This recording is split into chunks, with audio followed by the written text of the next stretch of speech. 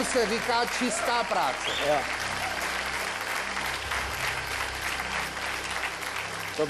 To byl jeden z případů, kdy se riziko vyplatilo určitým způsobem. To se vyplatilo jakým určitým způsobem, prosím vás? 320 000. No, tak je to lepší než 10 taky.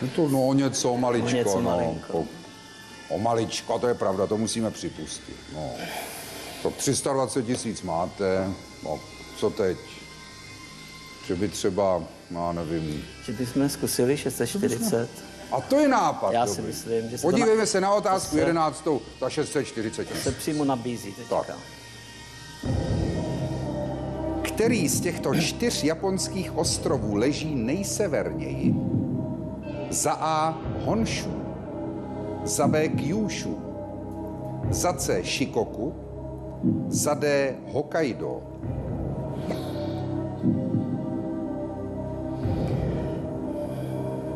Tady v tomhle případě nemám, si myslím, moc co ztratit. Doufám, Můžete ztratit miliony. že mi rozumíte? 320 000 neodeberete.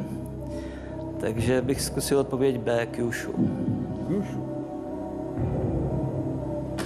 Mně se víc líbí Shikoku tedy, ale když si ho představím, to na mě táhne úplně, jak tam Mně zase zima. chladnější připadá to Kyushu. Kyushu. Opravdu ne Shikoku, já vám to nabízím. Kyushu tedy. Kyushu zkusíme.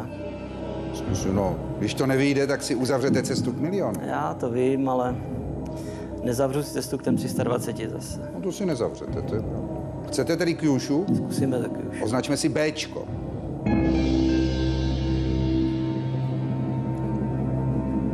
Honshu, Kyushu, Shikoku, Hokkaido. 4 ostrovy základní, které tvoří to hlavní Japonsko.